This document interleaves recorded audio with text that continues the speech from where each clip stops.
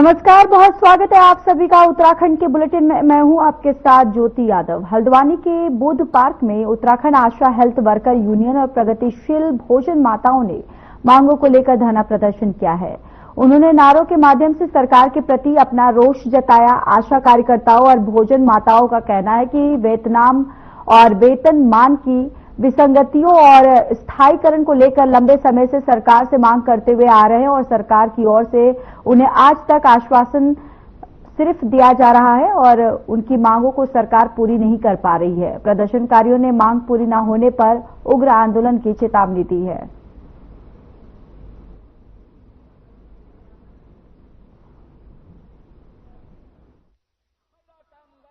देश में केंद्रीय ट्रेड यूनियन के आह्वान पर प्रतिरोध प्रदर्शन है और यहां से एक ऐलान भी है कि 9 जुलाई को जो राष्ट्रीय हड़ताल है उसमें सारी महिला कामगार शामिल होंगी। और जिस तरह से आशाओं का, भोजन माताओं का शोषण खुद सरकार कर रही है, जबकि सरकार का काम है किसी भी मजदूर का, कामगार का शोषण होता है तो उससे रक्षा कौन करेगा? किसके पास जाएंगे? सरकार के पास जाएंगे। जो हमारा धरना है काफी लंबे समय से चल रहा है और होता ही रहता है। और मतलब हमारी आशा बहनों को राज्य कर्मचारी का दर्जा दिया जाए और उनको पेंशन योजना दी जाए। किसी बहनों की फील्ड में काम करते करते घुटने खराब हो गए हैं, उन्हें रिटायरमेंट सुविधा दी जाए, पेंशन योजना दी जाए और जब वो रिटायरमेंट हो तो उन्हें एकमुश्त धनराशि दी जाए।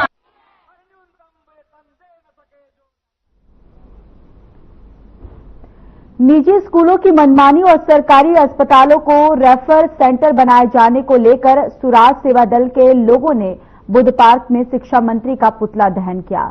जहां पुतला दहन में अभिभावकों का कहना है कि आए दिन निजी स्कूलों की मनमानी के चलते अभिभावकों के पास फीस देने को पैसा नहीं है, ऊपर से समर कैंप के नाम से निजी स्कूल मनमानी कर रहे हैं। तो वहीं सुराज सेवा दल के कुमाऊं मंडल अध्यक्ष विशाल शर्मा ने जहां शिक्षा स्वास्थ्य मंत्री धन सिंह रावत की कार्यप्रणाली पर सवाल खड़े किए तो उन्होंने बताया कि पहाड़ों और मैदानी क्षेत्रों को सरकारी अस्पताल मात्र रेफर सेंटर बन गए हैं।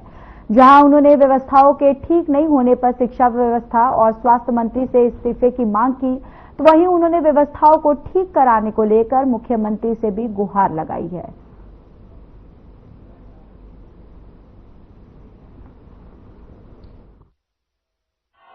देखिए, हमारी मांग समस्त उत्तराखंड के जितने भी नागरिक हैं उन सबकी तरफ से है। इस समय चिकित्सा और शिक्षा दोनों का हाल जो है बहुत बुरा हो चुका है। जो चिकित्सा में आप देख रहे हैं, हल्द्वानी के जितने सरकारी हॉस्पिटल हैं वो रेफर सेंटर बन चुके हैं और शिक्षा में आप देख रहे हैं जो सरकारी स्कूल है वहां सुविधाएं नहीं है बच्चों के लिए और प्राइवेट जो स्कूल है वो मनमानी कर रहे हैं। और दुनिया भर का महंगाई के दौर में अभी आप 2-3 दिन पहले देखेंगे कि धन सिंह रावत जी के एक आयोजन में एक शिक्षक ने आवाज भी उठाई जो कई सालों से प्रमोशन रखे हुए हैं। मंत्री जी से मेरी सख्त नाराजगी है शिक्षा सुविधाओं को लेकर के, क्योंकि निजी स्कूलों की इतनी मनमानी चल रही है। आए दिन हम पेपर में पढ़ रहे हैं, अभिभावकों को इतनी परेशानी हो रही है। मनमानी फीस है, जिस दुकान में जाना है तो जिस दुकान का नाम ले लिया गया है बस वहीं से उन्होंने यूनिफॉर्म लेनी है, वहीं से किताबें लेनी है। देखिए, हम स्वास्थ्य और शिक्षा मंत्री धन सिंह रावत जी का हमने आज यहाँ पर पुतला दहन किया है। जो शिक्षा निजी स्कूलों की मनमानियां चल रही है जिससे ग्रामीण और सभी जगह पर लोग काफी परेशान है शिक्षा को लेकर। इनकी स्कूलों की इनकी बढ़ती फीस और नई नई चीजें इनके स्कूल की मांग हो रही है।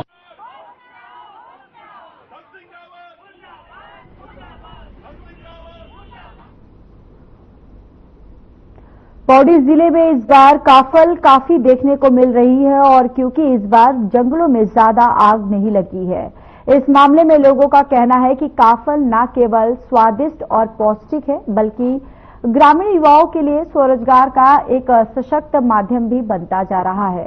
अप्रैल मई के मौसम में गढ़वाल के जंगलों में भरपूर मात्रा में मिलने वाला काफल ग्रामीण बच्चों और युवाओं द्वारा एकत्र कर स्थानीय बाजारों में बेचा जाता है और इससे उन्हें आर्थिक लाभ होता है और आत्मनिर्भर बनने का अवसर मिलता है। तो वहीं विशेषज्ञों का मानना है कि यदि सरकार इस दिशा में पहल करे तो काफल की संगठित स्वरोजगार के रूप में विकसित किया जा सकता है।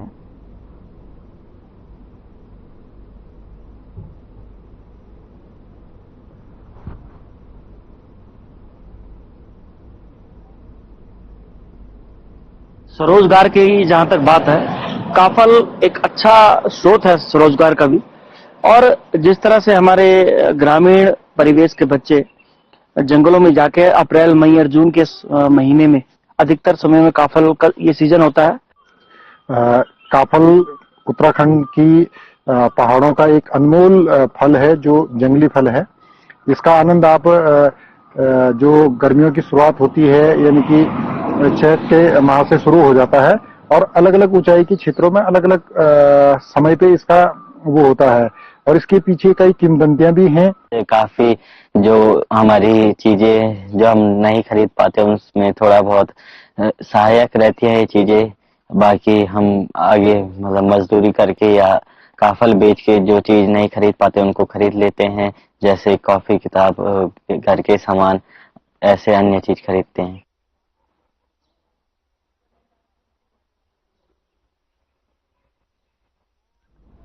नवोदय विद्यालय में नॉन टीचिंग स्टाफ की नियुक्ति परीक्षा में सामूहिक नकल का मामला सामने आया है। दून में 3 परीक्षा केंद्र पर कुल 17 अभ्यर्थी ब्लूटूथ डिवाइस से नकल करते पकड़े गए, तो वहीं एक युवक दूसरे की जगह परीक्षा देता पकड़ा गया। इन मामलों में पुलिस ने शहर के 3 थानों में कुल 8 केस दर्ज किए, तो वहीं नकल के आरोपी अभ्यर्थी से सॉल्वर गैंग के बारे में पूछताछ की जा रही है। सॉल्वर गैंग देहरादून से बाहर का बताया जा रहा है और उसकी जानकारी जुटाई जा रही है।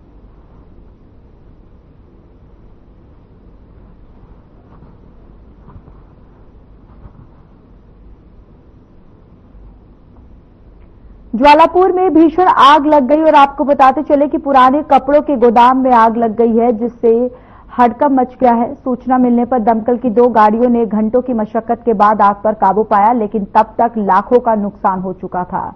दरअसल ज्वालापुर की अंसारी मार्केट में आग लगी, देखते ही देखते गोदाम का पूरा सामान जलकर राख हो गया। आग इतनी तेज थी कि आसपास की दुकानों तक खतरा जो है वो पहुंचता हुआ दिखाई दिया और आग लगने की वजह प्रथम दृष्टि में शॉर्ट सर्किट बताई जा रही है। गनीमत ये रही कि कोई जनहानि फिलहाल नहीं हुई है।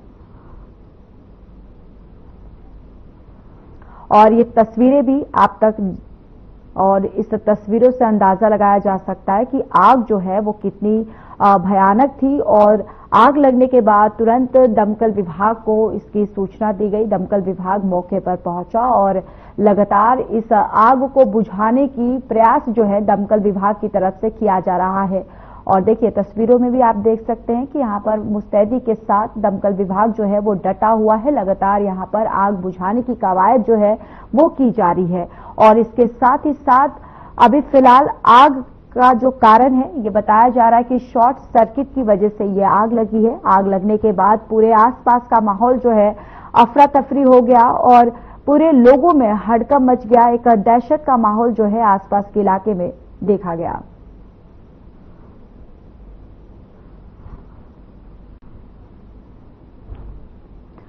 उत्तराखंड की राजधानी देहरादून में 16वें वित्त आयोग की बैठक हुई और इस बैठक में सीएम धामी ने राज्य का पक्ष रखा। सीएम धामी ने बैठक में जानकारी दी कि प्रदेश की बेरोजगारी दर में रिकॉर्ड 4.4% की कमी आई है। साथ ही सीएम धामी ने कहा उत्तराखंड में प्रति व्यक्ति आय के मामले में 11.33% की वृद्धि दर्ज की गई है। ये वृद्धि राष्ट्रीय औसत से भी अधिक है। बैठक के बाद 16वें वित्त आयोग के अध्यक्ष अरविंद पनगढ़िया ने कहा उत्तराखंड राज्य हर क्षेत्र में तेजी विकास कर रहा है। राज्य की प्रति व्यक्ति आय बढ़ी है। बेरोजगारी को कम करने की दिशा में भी राज्य में अच्छा कार्य हो रहा है।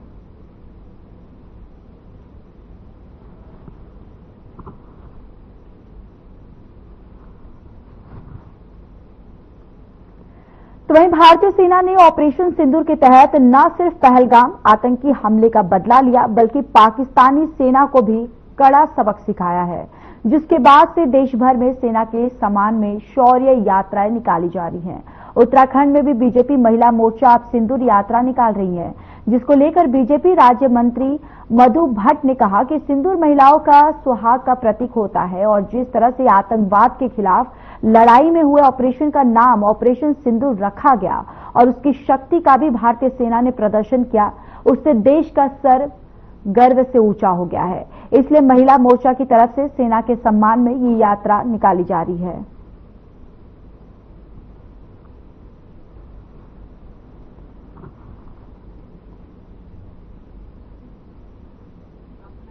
देखिए ऑपरेशन सिंदूर ये एक माननीय प्रधानमंत्री नरेंद्र मोदी जी का आभार और धन्यवाद करते हैं, जिस प्रकार से उन्होंने जो महिलाओं का जो एक बहुत ही अमूल्य उनका जो एक जो उनका श्रृंगार होता है सिंदूर, उसका नाम देकर और उन आपदाओं के ठिकानों पर वार करके उनको बढ़िया बस सब ठीक है चल रहा है। अब क्या करें? अब जब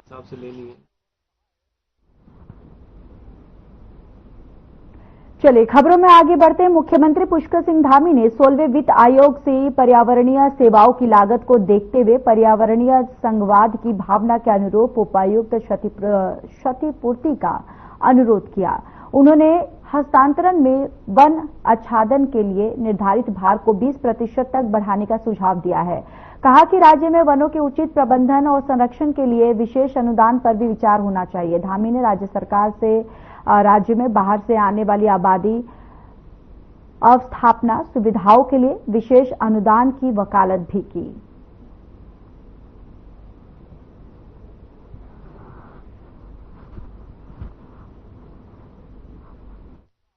जनरली जो है नॉर्थ ईस्टर्न और हिली स्टेट्स का जो है कॉस्ट डिसेबिलिटी रहती है, क्योंकि हिली रीजन है, उसकी वजह से कईयों का फॉरेस्ट भी काफी हाई है, इंक्लूडिंग उत्तराखंड का। तो अगर आप उनके जो डिवोल्यूशन हुआ है पिछले आयोगों में 15वें में देखने चाहे तो आप देखेंगे कि इन सभी राज्यों का जो है शेयर टोटल डिविजिबल पूल में उनके पॉपुलेशन शेयर से काफी अधिक है, काफी ज्यादा है।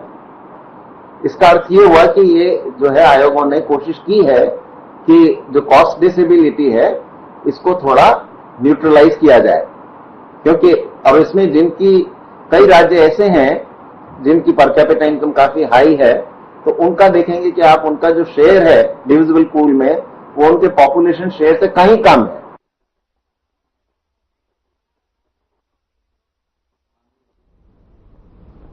मुख्य सचिव आनंद बर्धन ने सचिवालय में आयुष विभाग की समीक्षा की है और मुख्य सचिव ने कहा कि उत्तराखंड आयुर्वेद की दृष्टि से अत्यंत महत्वपूर्ण है। उन्होंने कहा कि आयुर्वेद के क्षेत्र में अधिक लोगों को कैसे जोड़ा जाए, इसमें अधिक शोध और अनुसंधान को बढ़ावा देने और आयुष चिकित्सा को आम जनमानस के बीच लोकप्रिय बनाने के लिए योजना तैयार की जाए। मुख्य सचिव ने कहा प्रदेश में आयुर्वेद और होम्योपैथी को आम जनमानस तक पहुंचाने के लिए शुरुआत में प्रदेश के 25 आयुष वेलनेस सेंटर को सेंटर ऑफ एक्सीलेंस बनाया जाए। मुख्य सचिव ने राष्ट्रीय आयुष मिशन के अंतर्गत निर्माणाधीन आयुष अस्पतालों और मेडिकल कॉलेजों के निर्माण कार्य पूर्ण किए जाने हेतु समय सीमा निर्धारित किए जाने के निर्देश दिए।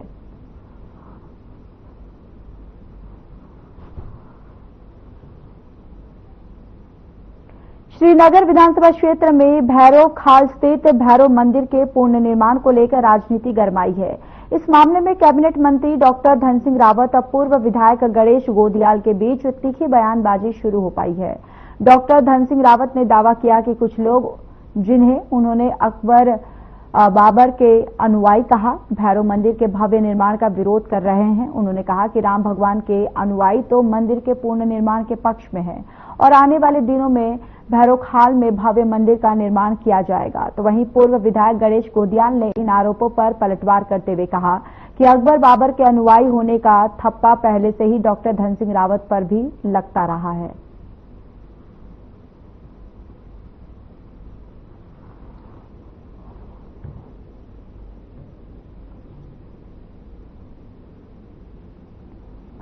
भैरवनाथ जी की कृपा हम सब पे है और उनकी कृपा से आज यहाँ पे एक भव्य आयोजन किया गया है।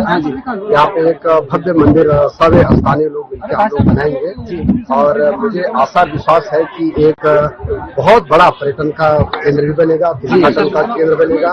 और जैसे हमारे धारी देवी का मंदिर है, जैसे हमारा श्रीनगर कमलेश्वर का मंदिर है, जैसे भूखाल का मंदिर बन गया है, वैसे इसी तरह पे मैं चाहता हूँ कि पूरा क्षेत्र सर्किट पर्यटन सर्किट से जोड़ा जाए। और मैं इस बात से आज मैं पुख्ता हो गया है कि हजारों लोगों को मैंने पूछा कि मंदिर बनना चाहिए कि नहीं बनना चाहिए। सब लोगों ने कहा कि मंत्री जी बहुत अच्छा मंदिर बनाइए और उनका आशीर्वाद मिल गया है, भैरवनाथ जी का आशीर्वाद मिल गया है। और मैं कह सकता हूँ कि जो राम के अनुयायी हैं वो सब चाहते हैं कि मंदिर बनना चाहिए। विधानसभा क्षेत्र के अंतर्गत भैरव खाल में एक सांस्कृतिक और जागर के कार्यक्रम में धन सिंह रावत जी ने कुछ बातें कही। आप सभी जानते हैं कि श्रीनगर विधानसभा क्षेत्र से विधायक हैं और वर्तमान में शिक्षा मंत्री हैं। मैं हमेशा कहता हूं कि धन सिंह रावत जी को अपने विचार व्यक्त करने चाहिए, और चूंकि जब कोई व्यक्ति अपने विचार व्यक्त करता है तो उस व्यक्ति के दिल में क्या है, उस व्यक्ति का सोचने का तरीका क्या है, उस व्यक्ति की सोच क्या है, ये पता चलता है। और कल एक बार फिर उनके दिमाग से नफरत की बातें, उनके दिल से नफरत की बातें सामने आई। उन्होंने कहा कि मैं यहां पर मंदिर बनाना चाहता हूं और जो लोग इस मंदिर को रोकने का काम कर रहे हैं वो बाबर के अनुयायी हैं। धन सिंह रावत जी, आपको ये स्थिति बहुत पूरी तरह पता है। पहली बात तो यहां की मैं बात कर लूं कि ये स्थिति आपको पूरी तरह पता है कि काल भैरव का जिस मंदिर को आप मंदिर बनाने की बात कर रहे हैं वो एक प्राकृतिक गुफा में पहले से पता नहीं कब से उस मंदिर में लोग, उस गुफा में लोग पूजा करते आ रहे हैं, और स्थानीय लोगों का ये सेंटिमेंट है कि इस प्राकृतिक गुफा को न छेड़ा जाए।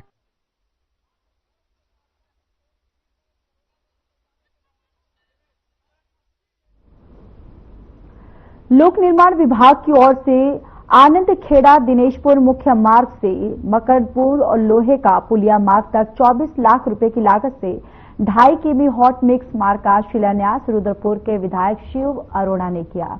इस दौरान शिव अरोड़ा ने कहा कि रुद्रपुर विधानसभा ग्रामीण क्षेत्र में 27 किलोमीटर सड़क का निर्माण किया गया है। मुख्यमंत्री पुष्कर सिंह धामी के आशीर्वाद से 68 करोड़ रुपए की सड़कें रुद्रपुर विधानसभा के लोगों को समर्पित की गई है और इसी के तहत आनंद खेड़ा दिनेशपुर मार्ग से मकरपुर लोहे की पुलिया तक हॉट मिक्स निर्माण कार्य शुभारंभ किया गया है।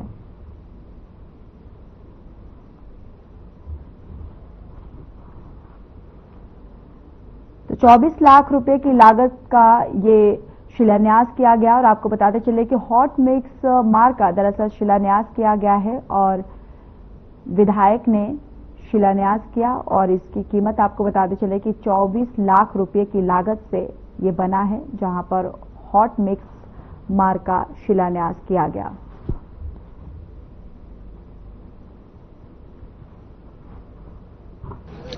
आनंद खेड़ा से लेके मकरंदपुर लोहे की पुलिया, ये 2.5 किलोमीटर की सड़क की दुर्दशा थी। उसके हॉट मिक्स सड़क का निर्माण का कार्य यहां आज आरंभ हो रहा है। स्वाभाविक रूप से ग्रामीण क्षेत्र के अंदर इस सड़क की सुधारीकरण की बहुत बड़ी आवश्यकता थी। पीडब्ल्यूडी को हमने प्रस्ताव दिया था और पीडब्ल्यूडी ने हमारे प्रस्ताव को स्वीकार करते हुए इस काम को आज काम आरंभ हो रहा है।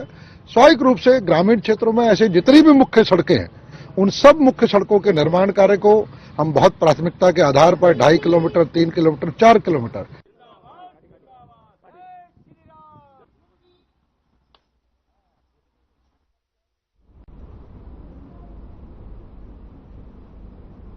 पूर्व मुख्यमंत्री हरीश रावत द्वारा ऑपरेशन सिंदूर की सफलता के उपलक्ष्य में दी गई काफल पार्टी को लेकर बीजेपी ने निशाना साधा।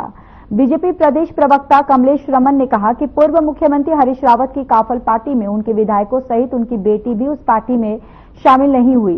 साथ ही उन्होंने कहा कि प्रीतम सिंह को जिस तरीके से उभरता हुआ चेहरा हरीश रावत ने बताया है, इससे पहले भी उन्होंने कांग्रेस के कई नेताओं को उभरता हुआ चेहरा बताया, जिसके चलते वो खुद उभरने की कोशिश कर रहे हैं और जिन सैनिकों के सम्मान के लिए काफल पार्टी उन्होंने की है वो कहीं नजर नहीं आई है।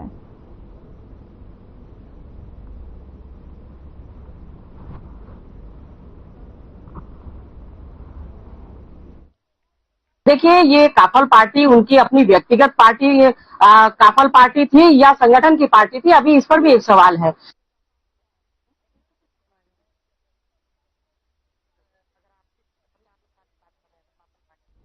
खबर किच्छा के जिले से है, जहां पर किच्छा में सैकड़ों बीजेपी कार्यकर्ताओं ने भारतीय सेना के सम्मान में विशाल शौर्य सम्मान तिरंगा यात्रा निकाली है। इस दौरान बीजेपी कार्यकर्ताओं ने भारत माता की जय, भारतीय सेना जिंदाबाद, पाकिस्तान मुर्दाबाद के जोरदार नारे लगाए। किच्छा के पुरानी गल्ला मंडी से शुरू हुई तिरंगा यात्रा नगर के मुख्य बाजार, दीनदयाल चौक, महाराणा प्रताप चौक, बरेली रोड होती हुई आवास विकास क्षेत्र में पहुंचकर समाप्त हुई।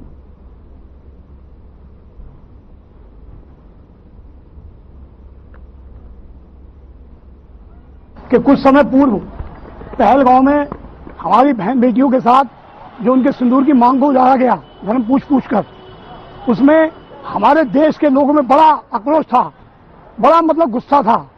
माननीय हमारे देश के प्रधानमंत्री नरेंद्र मोदी जी ने इसमें तुरंत आपातकालीन बैठक बुलाई और तैयारी की, और 7 मई को उन्होंने पाकिस्तान को ये बता दिया कि हिंदुस्तान से अगर उलझेगा तो तुझे नेस्तो नाबूद कर देंगे। हमारे देश की सेना ने ऐसा काम किया कि पाकिस्तान के आतंकवाद को, जो हमारे पहलगाम में जो हमारे नागरिकों को जाति धर्म पूछ के मारा गया, उसके लिए जो हमारा सिंदूर ऑपरेशन है, हमारे देश के सैनिकों ने पाकिस्तान में घुसकर पाकिस्तान को धूल चटाई है। इसके लिए हम अपने सैनिकों को बहुत बहुत बधाई देना चाहते हैं। और एक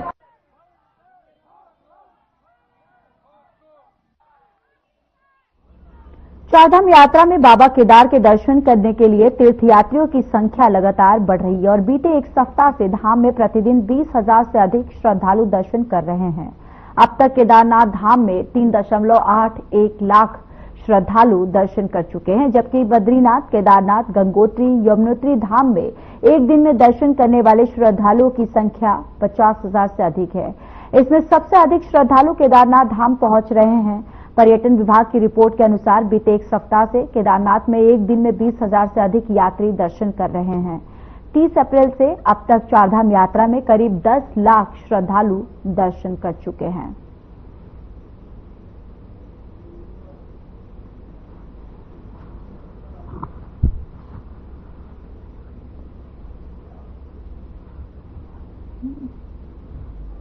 प्रदेश भर में मौसम का मिजाज बदल सकता है। मौसम विभाग के अनुसार मौसम का मिजाज बदला रहेगा और मौसम विज्ञान केंद्र के निदेशक विक्रम सिंह ने बताया कि उत्तरकाशी, चमोली, पिथौरागढ़ और बागेश्वर में आकाशीय बिजली चमकने, ओलावृष्टि और अंधड़ चलने को लेकर ऑरेंज अलर्ट जारी किया है और इसके साथ ही पौड़ी, देहरादून, अल्मोड़ा, नैनीताल और चंपावत में गरज के साथ हल्की बारिश और अंधड़ को लेकर चेतावनी दी गई है।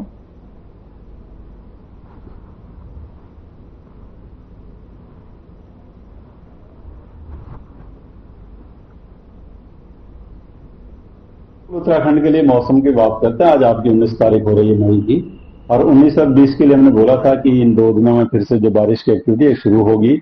और अगर आप डिस्ट्रिक्ट वाइज देखेंगे तो जो अंदर के डिस्ट्रिक्ट है, उत्तरकाशी, चमोली, पिथौरागढ़, रुद्रप्रयाग, बागेश्वर है, तो उनमें तो अनेक जगहों तक में हल्की से मध्यम बारिश आज जो है वो रहेगी और कल भी रहेगी। तो ये 2 दिन आप कह सकते हैं कि वहां पे बारिश जो है वो मिलेंगी। हालांकि ठीक है, थोड़ी देर आपको बीच में गैप भी मिलेगा। आजकल आप देखते हैं कि थंडरस्टॉर्म एक्टिविटी मेनली होती है।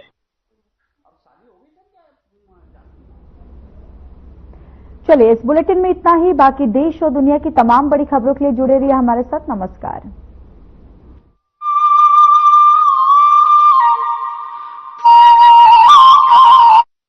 क्या रंग खिला